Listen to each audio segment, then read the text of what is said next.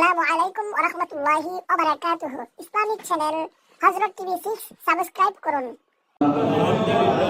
আজকের বিষয়বস্তু হচ্ছে শবে বরাতের ফজিলত সম্পর্কে আলোচনা। সেই আলোচনা মোতাবেক আমরা আমল করব। আল্লাহ তাআলা আমাদেরকে তৌফিক দান করুন। সকল বলি আল্লাহুম্মা আমিন। আর জোরে বলি আল্লাহুম্মা আমিন। প্রিয় হাজরিন, কোরআন শরীফে শবে বরাত উল্লেখ আছে, কোরআন শরীফে শবে কদর উল্লেখ আছে। বড় দুঃখের আফসোসের বিষয়, তথাকথিত বর্তমান জামানায় কিছু আলেম নামের মানুষ তারা বলে কোরআন শরীফে নাকি শবে বরাত বলতে কোনো শব্দ নাই। বলি নাউযুবিল্লাহ, শবে বরাত নাকি কোরআনে নাই। তো শবে বরাত যে কোরআনে আছে সেটা তারা দেখবে না, তারা চোখ থাকতেও তারা কি দেখবে না। খাতামাল্লাহু আলা কুলুবিহিম ওয়া আলা সামঈহিম ওয়া আলা আবসারিহিম গিশাওয়াতুন ওয়া লাহুম আযাবুন আযীম। যাদের অন্তরে, যাদের চোখের মধ্যে আল্লাহ মোহর মেরে দিয়েছেন, তাদের চোখ আছে কিন্তু কোরআনের মধ্যে শবে বরাত তারা দেখবে না। চোখ আছে কিন্তু তারা শবে কদর দেখবে না। কিন্তু আল্লাহ তাআলা সমগ্র বিশ্ব ব্রহ্মাণ্ডে শবে বরাত এই কোরআনের মাধ্যমে আল্লাহ জাহের করে নিয়েছেন। সমগ্র বিশ্বের মুমিন মুসলমান 14 তারিখ দিবাগত রাত, 15 তারিখ শাবান মাসের 14 তারিখ দিবাগত রাত শবে বরাত। সেদিন সমগ্র বিশ্বের মুমিন মুসলমান শবে বরাত পালন করে থাকে, ঠিক কি না? কিন্তু এর সমগ্র বিশ্বের ব্রহ্মাণ্ডের মানুষ শবে বরাত পালন করে সেটাও তারা জানে, তারপরে বলে নাকি শবে বরাত কোরআনে নাই, হাদিসে নাই। হাদিসের ভাষা হচ্ছে লাইলাতুন নিসফি মিন শাবান, আর কোরআনের ভাষা হচ্ছে হামিম ওয়াল কিতাবিল মুবিন ইন্না আনজালনাহু ফি লাইলাতিন মুবারাকাহ। সুবহানাল্লাহ। লাইলাতুল মুবারাকা মানে বরকতময় রাত। বরকতময় রাত, এই বরকতময় রাতকে বলা হয় শবে বরাত। আর সব এটা ফার্সি শব্দ। সব এটা কি শব্দ? এখন আপনি প্রশ্ন করতে পারেন, হুজুর শবে বরাত তো কোরআনে নাই, হ্যাঁ তাহলে শবে বরাত এটা কোত্থেকে আসলো? তো কোরআনে তো নামাজের কথাও নাই। কোরআনে কি নামাজের কথা আছে? কোরআনে নামাজের কথা নাই। তো কোরআনে আছে কি? সালাত। তারপর কোরআনে আছে কি? লাইলাতুল মুবারাকা, লাইলাতুল বরকতময় রাত, আজিমুশ শান রাত, এটা হচ্ছে শবে বরাত। এটা কি? শবে বরাত। এখন তাহলে কোরআন থেকে আমরা এখন শবে বরাত পেয়েছি না? তো যারা বলে কোরআন শরীফে শবে বরাত নাই, অবশ্যই তাদের চোখের মধ্যে আল্লাহ মোহর মেরে দিয়েছেন, এই জন্য তারা চোখে দেখে না। হামিম ওয়াল কিতাবিল মুবিন, হামিম শপথ সুস্পষ্ট কিতাবের, ইন্না আনজালনাহু ফি লাইলাতিন মুবারাকা, নিশ্চয় আমি সেটাকে বরকতময় রাতে নাজিল করেছি, অবতীর্ণ করেছি। সেটা কি? সেটা কি? পবিত্র কোরআন। আল্লাহ তাআলা বরকতময় রাতে কোরআন শরীফ কি করেছেন? নাজিল করেছেন। ইন্না কুন্না মুনজিরিন, এবং নিশ্চয় আমি সতর্ককারী। নিশ্চয় আমি কি? সতর্ককারী। ফিহা ইউফরাকা কুল্লু আমরিন হাকিম। আল্লাহ বলেন যে আমি বন্টন করে দিই প্রত্যেক হিকমতময় কাজ। কোন রাত্রে? শবে বরাতের রাত্রে। অর্থাৎ এই শবে বরাতকে বলা হয় ইংরেজিতে ডিস্ট্রিবিউট নাইট। আবার বলা হয় শবে বরাতকে বলা হয় লাইলাতুল বারাআহ। আবার বলা হয় ক্ষমার রাত্র। বলি সুবহানাল্লাহ। আপনাদের কি মন খারাপ? আপনাদের মন খারাপ? আমার সাথে একটু খোলাসা করে কথা বলবেন। আমি স্পষ্টবাদী বিশ্বাস করি, কথা বুঝুন নাই? এখন আমি বয়ান করলাম, আপনাকে বুঝাচ্ছি, আপনি সাড়া দেন না, তাহলে তো হবে না। লাইলাতুল, কেউ যদি জিজ্ঞেস করে যে লাইলাতুল বরাত, আপনাদের কোনো নবীর দুশ্মন যদি বলে যে লাইলাতুল বরাত তো কোরআনে নাই, তখন আপনি বলতে পারবেন যে কোরআনে আছে, হুজুরের শুক্রবারে বয়ান করে দিয়েছে। এখন আপনাদের মনোযোগ যদি এদিকে না থাকে তো কিভাবে বলবেন? বলতে পারে, বলে কি বলে না?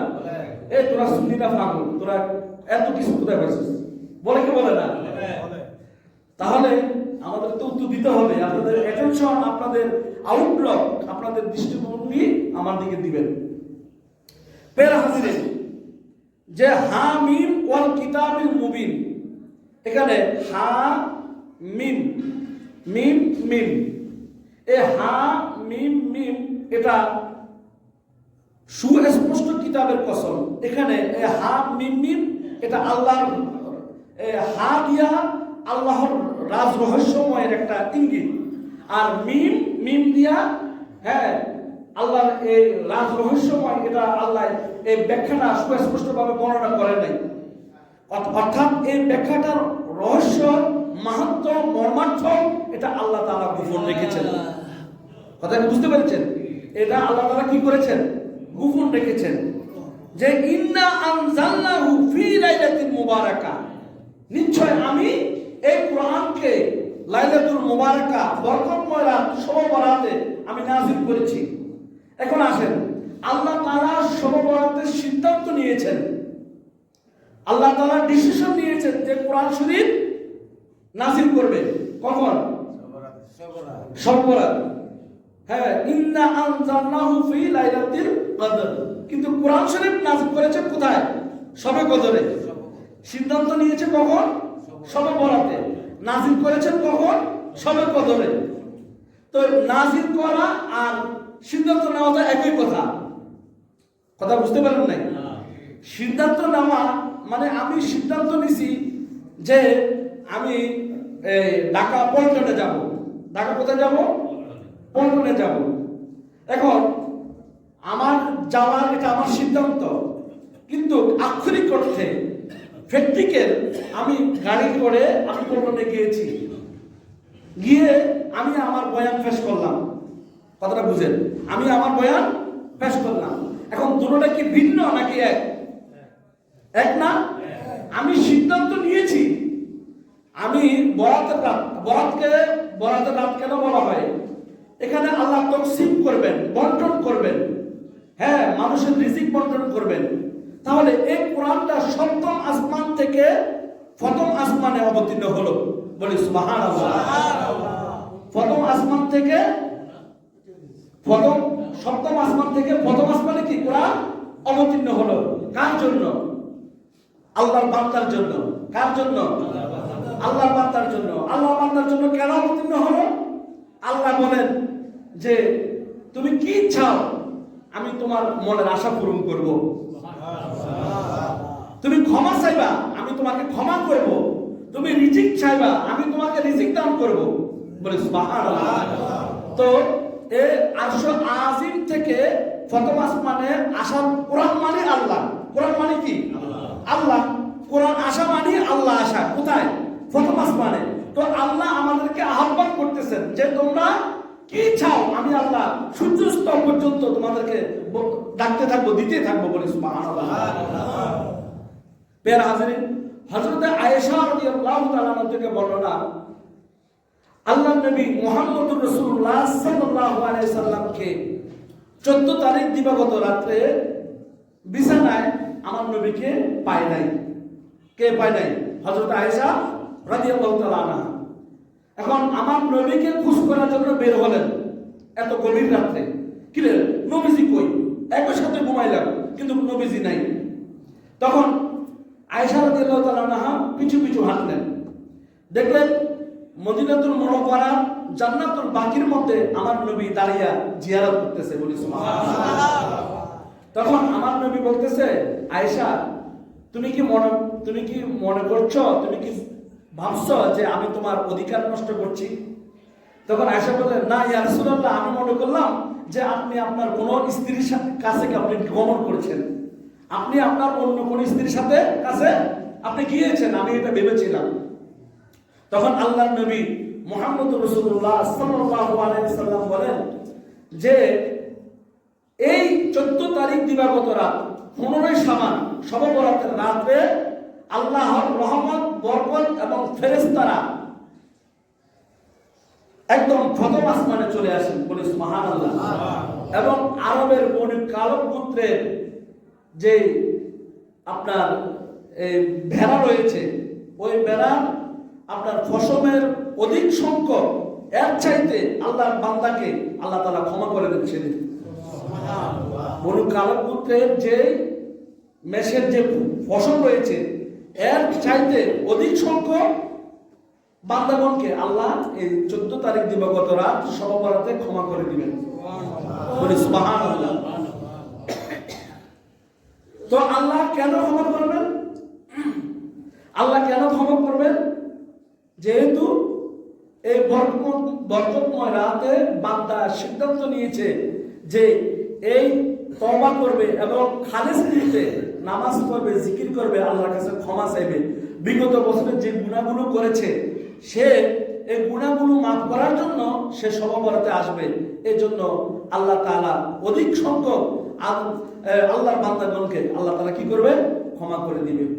নিয়ম করেছে কি সে শবে বরাতে কি করবে? ইবাদত বন্দেগী করবে, রাতে সারা রাত জাগ্রত থেকে ইবাদত বন্দেগী করবে, আর দিনের বেলায় রোজা রাখবে। আমার বান্দা এই নিয়ত করছে বলেই আমি আমার বান্দাকে কি করব? ক্ষমা করে দেব। আর হযরতে মুআয ইবনে জাবাল রাদিয়াল্লাহু তাআলা থেকে বর্ণনা এসেছে যে যে যে ব্যক্তি শবে বরাত রাতে জাগ্রত অবস্থায় ইবাদত বন্দেগী করলো, যে ব্যক্তি শবে বরাত রাতে সারা রাতে জাগ্রত অবস্থায় ইবাদত বন্দেগী করলো এবং দিনের তারপর দিন রোজা রাখলো, সে ব্যক্তির জন্য জান্নাত ওয়াজিব হয়ে গেল, বলি সুবহানাল্লাহ। তার জন্য কি জান্নাত ওয়াজিব, কিন্তু সেদিনটি হবে শবে বরাত, সেদিনটি কি অর্থাৎ মুআয ইবনে জাবাল রাদিয়াল্লাহু তাআলা এটা বুঝাতেই চেয়েছেন যে 5টি রজনীতে ইবাদত বন্দেগী করলে জান্নাত ওয়াজিব হয়ে যায়। তার মধ্যে একটি রাত হচ্ছে শবে বরাত। শবে বরাত হচ্ছে অন্যতম রাত, বলি সুবহানাল্লাহ। তো আল্লাহ রাসূল সাল্লাল্লাহু আলাইহি ওয়াসাল্লাম মদিনা মুনাওয়ারার জান্নাতুল বাকির মধ্যে গিয়ে আল্লাহর নবী কবর জিয়ারত করেছেন। এখন এই কবর জিয়ারত করা আমার নবীর সুন্নাত। আমার নবী কি সুন্নাত? আমার নবীর সুন্নাত। এখন অনেকেই বলবে যে শবে বরাত কবর জিয়ারত করা এটা তো নতুন বেদাত, বলবে কি বলবে না? তো আপনি তাদের চোখ খুলে দিবেন যে আল্লাহর নবী 14 তারিখ দিবাগত রাত শাবান মাসের 15 তারিখ রাতে আল্লাহর নবী মদিনা মুনাওয়ারার জান্নাতুল বাকির মধ্যে গিয়ে আল্লাহর নবী জিয়ারত করেছেন। এই জন্য আমরা উম্মত হইয়া আমরা জিয়ারত করতেছি, আমরা নবীর সুন্নাহ পালন করতেছি, বলি সুবহানাল্লাহ। এই জন্য শবে বরাত রাতে নিজের চাচা, জ্যাঠা, মা, বাবা, আত্মীয় স্বজন যারা কবরবাসী হয়েছে তাদের কবর গিয়ে আপনারা কি করবেন? জিয়ারত করবেন। আপনাদের এই দেশের অবস্থা তো আমি জানি না, আমি অনেক সময় চট্টগ্রাম কাটিয়েছি। আমার লাইফে আমার অর্ধেক সময় আমি কাটিয়েছি চট্টগ্রামে। তো চট্টগ্রাম দেখলাম যে শবে বরাত যখন আসে ওনারা খুব আনন্দের সহিত কবরস্থানগুলো পরিষ্কার পরিচ্ছন্ন করে ফেলে এবং শবে বরাতের রাত্রে আগরবাতি, মোমবাতি সমানে কবরের মধ্যে জ্বালিয়ে দেয়, বলে সুবহানাল্লাহ। তো জ্বালিয়ে দেওয়ার অর্থটা কি? অর্থাৎ যাতে মানুষ বিভিন্ন বিচ্ছু থেকে, বিভিন্ন ধরনের আপনার যেমন ধ্বংসাত্মক আছে না সাপ, এগুলো থেকে কি হয় নিরাপদে যাতে জিয়ারত করতে পারে। অনেক কবর এখন তো বর্তমান কি এখন লাইট সিস্টেম আছে কবরস্থানে, আগে ছিল না।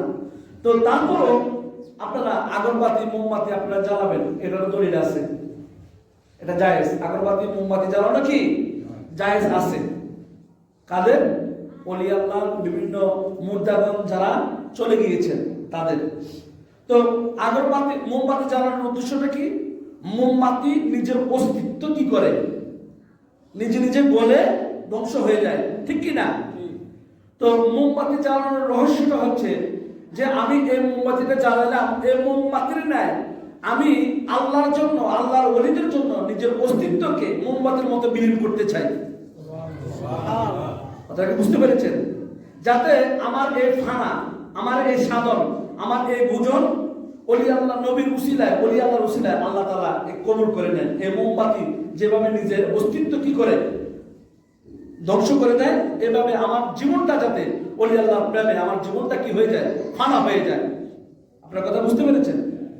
এটা রহস্য। এই জন্য আপনারা শবে বরাতের রাত্রে পরিষ্কার পরিচ্ছন্ন হয়ে আপনারা কবরস্থানগুলো পরিষ্কার করবেন, যাতে করে নামাজ শেষে সবাই জিয়ারত করতে পারে, মিলাদ কিয়াম করতে পারে। যার যার কবর যেখানে আছে সমস্ত কবরগুলো আপনারা পরিষ্কার পরিচ্ছন্ন করে রাখবেন। আল্লাহ তাআলা আমাদেরকে এই আমলগুলো করার তৌফিক দান করুন বলে আমিন। আল্লাহুম্মা সাল্লি আলা সাইয়্যিদিনা মুহাম্মাদ ওয়া আলা আলি সাইয়্যিদিনা মুহাম্মাদ।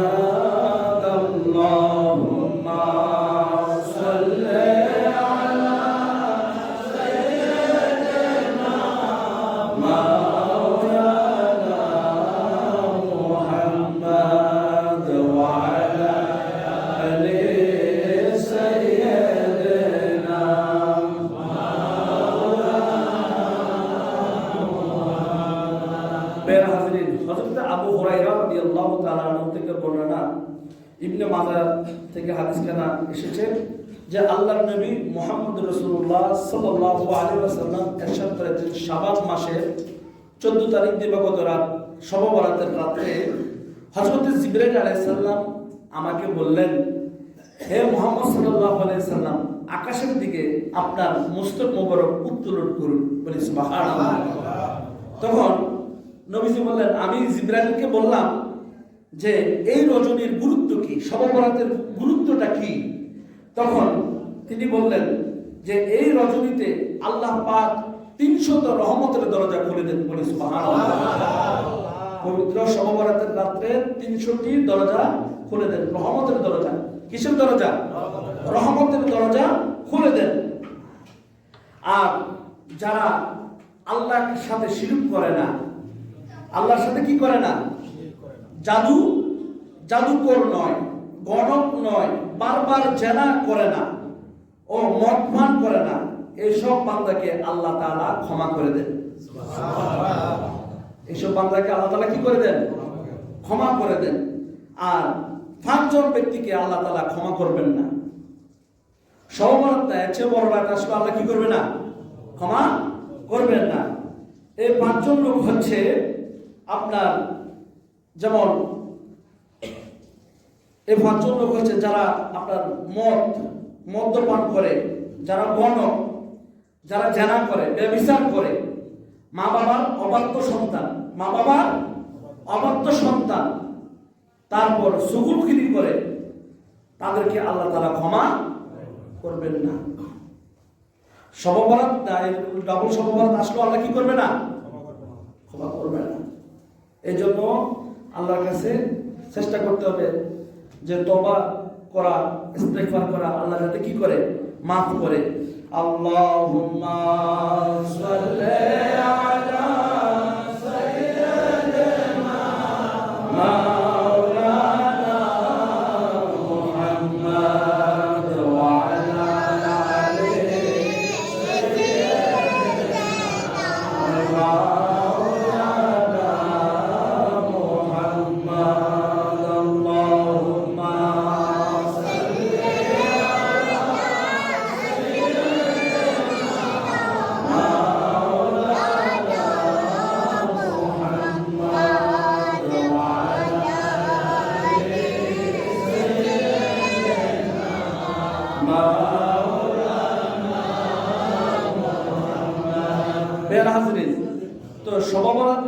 তারপরে সকল মুসলমানকে আল্লাহ ক্ষমা করবেন। সকল মুসলমানকে আল্লাহ কি করবেন? রাসূলুল্লাহ সাল্লাল্লাহু আলাইহি ওয়াসাল্লাম বলেন সকল মুসলমানকে আল্লাহ ক্ষমা করবেন। তবে এখানে কথা আছে যে যারা গণক, যারা জাদুকর, অনেকে জ্যোতিষীর কাছে যায় না, যে দেখেন তো আমি কত বছর বাঁচবো, দেখেন আমার ব্যবসা কি হবে আগামী মাসে, এরকম আছে না? হ্যাঁ, গণক। তারপর জাদুকর, যারা মদ পান করে, যারা কি করে? মদ পান করে।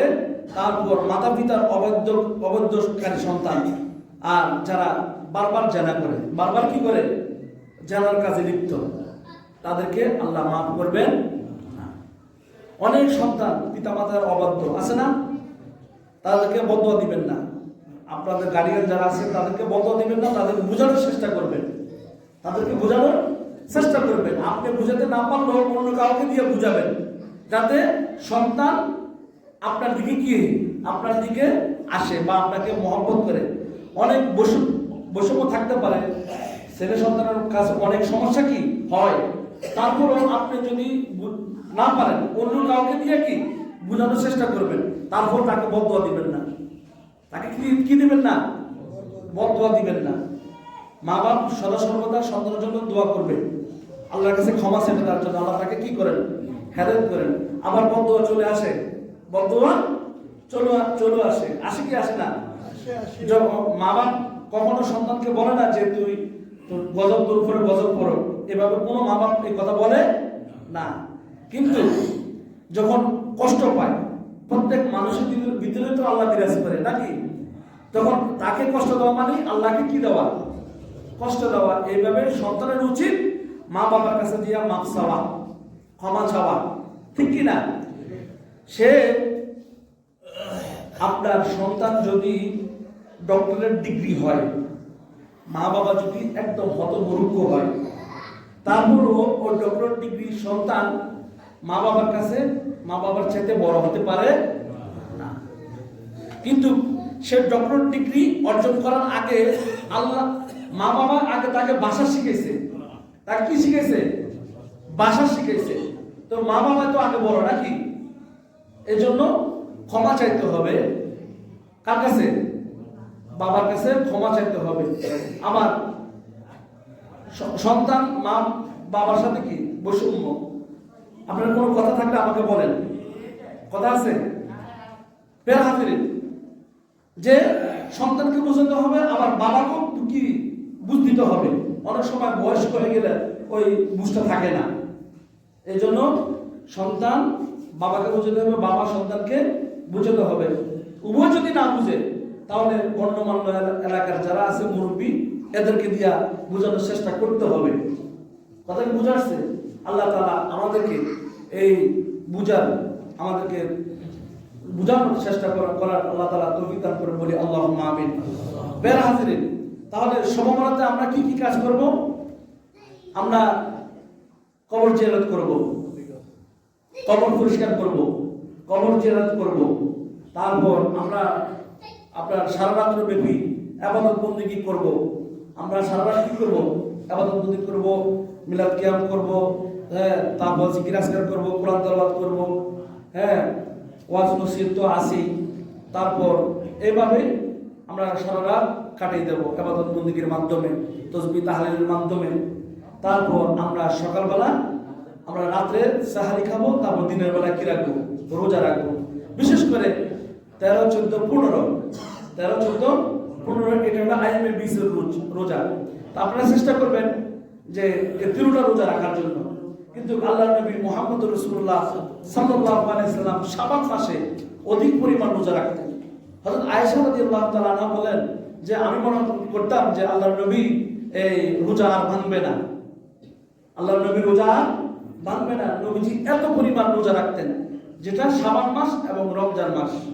কিন্তু সব মাসের চাইতে আল্লাহর নবী শাবান মাসে কি অধিক পরিমাণে রোজা রাখতেন। তো আল্লাহর নবীর সুন্নাহকে আমাদেরকে বাস্তবায়ন করতে হবে। আল্লাহর নবীর সুন্নাহ আমাদের কি করতে হবে? বাস্তবায়ন করতে হবে। আল্লাহর নবী কবর জিয়ারত করেছে জান্নাতুল বাকির মধ্যে, আমাদেরকেও কবর জিয়ারত করতে হবে, নাকি হবে না? হ্যাঁ, নাকি খারেজি রাফিজিদের ভয়ে ঘরের মধ্যে ঢুকে থাকবেন?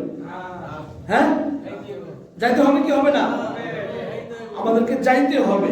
নামাজ পড়ার শেষে কবর জিয়ারত করতে হবে। বিশেষ করে সালাতুত তাসবিহ নামাজ আমরা গত বছর পড়ছি না? সালাতুত তাসবিহ নামাজ আমরা পড়ব। এজন্য কোন অন্যান্য মসজিদে হয় কি জানি না, কিন্তু এই মসজিদে সালাতুত তাসবিহ হয়। আপনারা আসবেন তো? আল্লাহ তাআলা কবুল করে বলি আল্লাহুম্মা আমিন। বাবা, ইবাদতের একটা মজা আছে। খানার যেভাবে একটা মজা, ইবাদতেরও কি একটা স্বাদ আছে। স্বাদটা আপনার ভিতরে যদি তৃপ্তি না হয়, হ্যাঁ, তাহলে আমার যখন তৃপ্তি লাগবে মনে করবেন যে আমার আল্লাহ আমার উপরে কি খুশি, আমার আল্লাহ আমার উপরে কি রাজি। একজন মানুষকে খাওয়াইয়া আমি যদি আনন্দ পাই, মনে করবেন আমার আল্লাহ আনন্দ পাইছে, আমার আল্লাহ কি হয়েছে, খুশি হয়েছে। এই সমবরাতে হালুয়া রুটি করা যাবে না, এই বেদাত বলে কি বলে না? তোর লাইফে, তোর জীবনে হালুয়া রুটি না জায়েজ, তোর লাগে না জায়েজ, কিন্তু আমাদের জন্য কি জায়েজ। আল্লাহ তোর নসিবে হালুয়া কি হালুয়া রুটি রাখে নাই, তোর নসিবে তোর রিজিকে রাখে নাই, এজন্য তুই বলস কি না জায়েজ, ঠিক কি না? আমাদের জন্য, সুন্নি জামাতের জন্য, তরিকা পন্থীর জন্য, পীর মুর্শিদের অনুসারীদের জন্য এটা জায়েজ। তাহলে আপনারা এই জন্য বিভিন্ন দেশ ভ্রমণ করা উচিত। বিভিন্ন জায়গায় দেখবেন হালুয়া রুটি তৈরি করে। মানিকগঞ্জে দেখছিলাম যে আসরের নামাজ যখন পড়লাম, পড়া শেষে ছেলেরা রুটি বানিয়ে নিয়ে আসতেছে, রুটি, চাউলের রুটি আর হালুয়া, এগুলো আমার আসর নামাজের পরে বিতরণ করা হয়। আস্তে আস্তে আমাদের এগুলো কি করতে হবে, চালু করতে হবে। হালুয়া রুটি চালু করার উদ্দেশ্যটা কি? যে আল্লাহ নবী মুহাম্মদ রাসূলুল্লাহ সাল্লাল্লাহু আলাইহি সাল্লাম বলেন যে ইসলামের মধ্যে দুইটি জিনিস খুব উত্তম। একটি হচ্ছে অধিক পরিমাণে সালাম দেওয়া, আর একটি হচ্ছে মানুষকে খাদ্য খাওয়ানো। এটা হচ্ছে কি উত্তম আমল। তো শবে-বরাতকে কেন্দ্র করে আমরা কেন এই কাজ করি? কেননা শবে-বরাত আল্লাহ দান করেছেন যাতে এই মহিমান্বিত রাতের লাইলাতুল মুবারাকা, এই বরকতময় রাতের উসিলা করে আল্লাহ আমাদের সামান্য আমলগুলো, সামান্য সাধারণ ভোজন আল্লাহ যাতে কবুল করে নেন। আমি মানুষকে 10 জনকে আমি পিঠা দিলাম, রুটি খাওয়াইলাম, তো 10 জন মানুষ খাইয়া যদি তৃপ্তি পায়, খুশি হয়, তাহলে কে খুশি হবে? আমার আল্লাহ খুশি হবে। কিসের উসিলায়? শবে-বরাতের উসিলায়।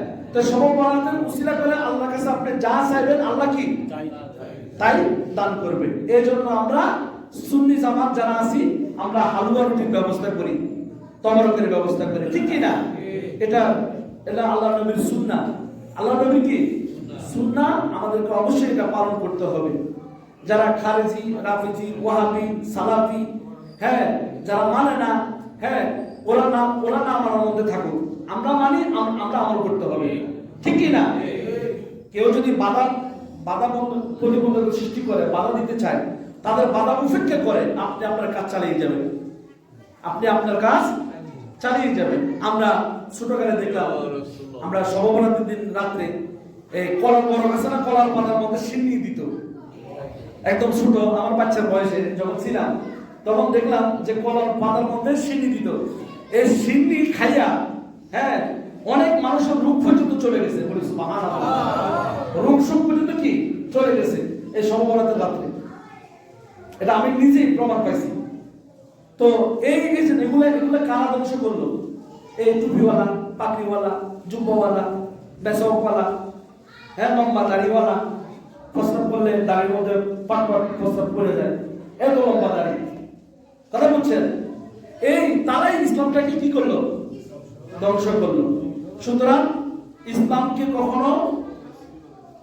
কখনো মিসগাইড করা যাবে না। ওই সমস্ত ভ্রান্ত আকীদার মৌলবীদের বক্তৃতা শুনবেন না। ইউটিউব বলেন, ফেসবুক বলেন, তাদেরকে তালাক দিয়ে দিবেন। তাদেরকে কি দিয়ে দিবেন? তালাক দিয়ে দিবেন। তারা ধর্মের লেবাস পরে। আমি এই কথাটা বারবার বলার উদ্দেশ্যটা কি? যাতে আপনাদেরকে এই খারিজিরা আপনাদেরকে ওয়াসওয়াসা দিতে না পারে, আপনাদেরকে ধোঁকা দিতে না পারে। কথাটা বুঝতে পেরেছেন? আল্লাহর চাইতে একমাত্র খারিজিরা বেশি বুঝে। আল্লাহর চাইতে বেশি বুঝে কারা? এই খারিজিরা। বলে নাউজুবিল্লাহ। এখানে আল্লাহ বলতেছেন লাইলাতুল মুবারাকা, কোরআন শরীফের মধ্যে সূরা দুখান 1 থেকে 4 নং আয়াতের মধ্যে শবে-বরাত প্রমাণিত। তারা বলে কি শবে-বরাত থেকে কোরআনে নাই? বলি নাউজুবিল্লাহ। তাহলে কোরআন দ্বারা শবে বরাত কি প্রমাণিত, আর হাদিস দ্বারা প্রমাণিত লাইলাতুন নিসফে মিন শাবান। শাবান মাসের 14 তারিখ দিবাগত রাত অর্ধ শাবান, অর্থাৎ 15 তারিখ, শাবান মাসের 15 তারিখ হচ্ছে কি শবে বরাত, 14 তারিখ দিবাগত রাত্রে। কথা বুঝতে পেরেছেন? এই জন্য আপনাদের করণীয় কি আর বর্জনীয় কি? আমাদের সন্তানেরা আতশবাজি যাতে না ফুটায়, তারপর বিভিন্ন ধরনের চেরাক পাতি আকাশে মেলা দেয়, এবাদত বন্দেগী নষ্ট হবে এগুলো করলে, যাতে আমার আপনার সন্তানেরা এগুলা করতে না পারে। এদিকে মানে হিন্দু বাড়িতে বিভিন্ন আতশবাজি ফুটায় কি ফুটায় না, অর্থাৎ আমাদের সন্তানেরা যাতে এই শবে বরাতের রাত্রে এই সমস্ত কার্যকলাপ যাতে না করে, এদিকে আপনারা সবাই লক্ষ্য রাখবেন। এটা সম্পূর্ণ ইসলামে হারাম। ইসলামে এটা কি সম্পূর্ণ হারাম।